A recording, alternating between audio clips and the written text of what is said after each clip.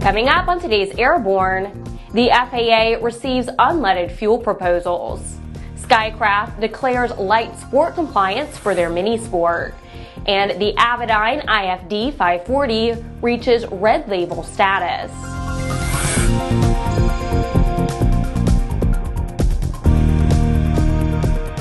Welcome to Airborne on Aero-TV. I'm Ashley Hale.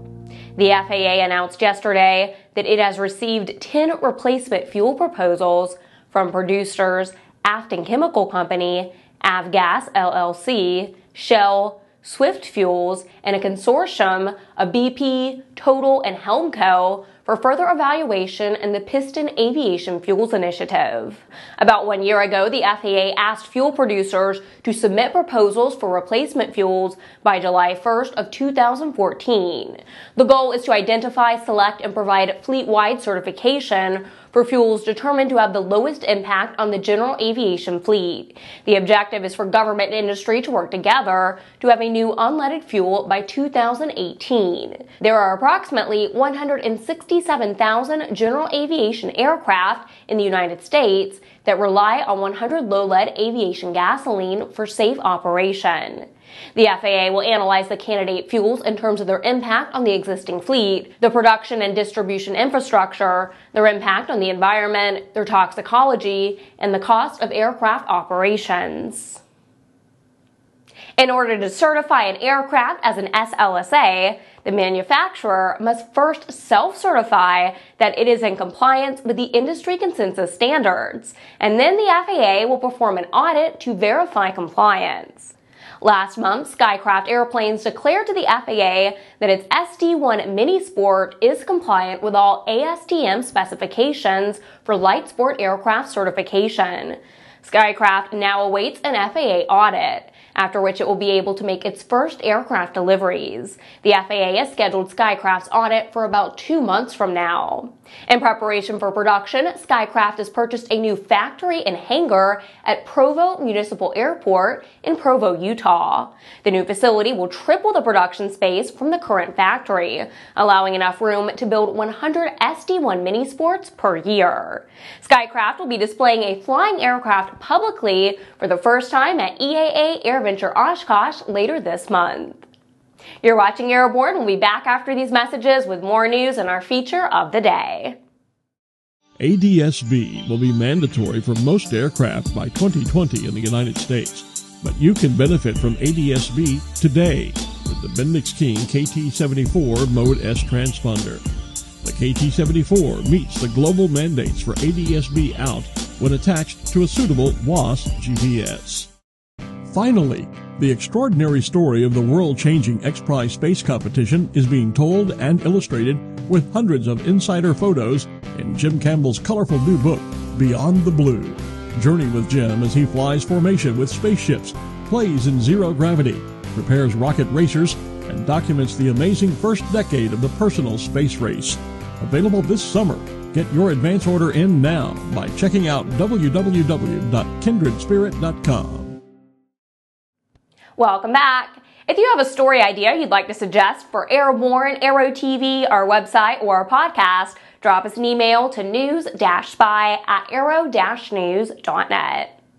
Avidyne says the certification process for the IFD540 is officially in the home stretch on its journey to FAA approval. The company said, quote, "We have reached red label status," end quote. The FAA has scheduled flight tests for the week of July 14th in Melbourne, Florida. Despite extensive long-term delays, Avidyne says it is still confident that a TSO and an AML-STC can be obtained in time to allow for shipping prior to Oshkosh.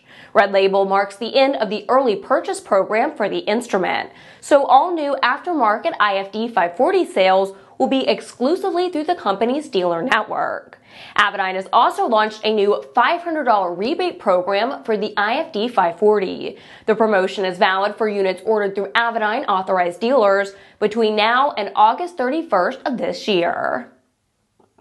It's Friday at last, and that means it's time for ANN's CEO and Editor-in-Chief to check in with his weekly Barnstorming commentary. This week, Jim talks about those in general aviation that have fought hard to make it work, but are losing faith and giving up. Here's this week's Barnstorming. Thanks, Ashley, and hi, folks. Not quite sure how to describe the topic today, but over the last several weeks, actually several months, some folks that I've talked to throughout the community, some of the folks who have been vocal, occasionally a bit of some of the rabble-rousers, folks talking about what's right or wrong in the business and being very vociferous about it. Well, I'm not hearing from them much anymore.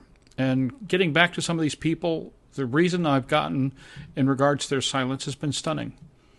Basically, in regards to the work that they've done on behalf of aviation, speaking up for aviation activities, what have you, is that they've given up. That they've looked at the long slide of aviation, they've looked at the decay in the relationship between the aviation world and the real world, the way the FAA is treating aviation, some of the things that are going on, the astounding lack of integrity among so much of the aviation community, especially some of the manufacturers, the lack of attention and true credible effort on the part of a number of the organizations. Well, they basically decided that it's over, that there's nothing they can do about it, and they give up, they're folding their tent, and they're going away. Folks, you're going to get that from any community, but what bothers me is this was some of our best and brightest. I'm not going to pick them up by name because I really don't want to embarrass them, because the work they did in the past was so awesome. At times stuff I disagreed with, but I appreciated, applauded, and certainly honored their willingness to speak out and become part of the conversation, and in fact in some cases to start conversations that really needed to be undertaken. Folks, we can't afford to give up on this. There are industries that have been in far worse shape than aviation that have come back and come back strong. I'm not telling you the things that we need to do are going to be easy, but there are technological advances. There are tools at our disposal. There's some interesting things happening in how we can spread the word and explain our lot, and some things that specifically we're looking at. We actually got 3-4 programs we're tremendously excited about, but basically because we haven't given up, because we just don't know how to. It's the way I was raised. And I don't want to criticize those who have so much, except for one thing.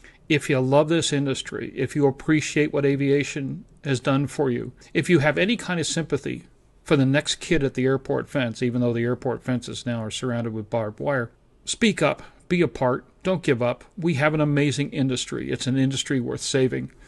But when we start losing people because they don't think there's hope, that's when we have real problems. It isn't that bad, but it isn't far from it. It's going to take a concerted effort. It's going to take all of our best and brightest. It's going to take our associations. It's going to take new techniques and true innovation. But we can build a new world of aviation that can exist for the future, both for us and our kids. For the Aero-News Network, Airborne and Aero-TV, I'm Jim Campbell. Once again, Boeing stands tall as an exporter of airliners. Boeing and Emirates Airlines have finalized an order for 150 777Xs, valued at $56 billion in list prices. First announced as a commitment at the 2013 Dubai Air Show, the order by the world's largest 777 operator was part of the largest product launch in commercial jetliner history. The order is a combination of 115 777-9Xs and 35 777-8Xs, and it also includes purchase rights for an additional 50 airplanes that, if exercised, could increase value to approximately $75 billion at list prices. Boeing Commercial Airplanes President and CEO Ray Connor said, quote, "We are extremely proud to have Emirates, the world's largest 777 operator, continue its long-standing partnership with Boeing by becoming the largest launch customer for the 777X," end quote. Airborne is brought to you by some of the best sponsors in the aviation business. We'll be right back with more news. Redbird Flight Simulations is dedicated to revolutionizing flight training by designing, manufacturing, and delivering affordable and innovative flight training technologies. Each Redbird device is designed to enhance the training experience for pilots of all levels, from student to ATP.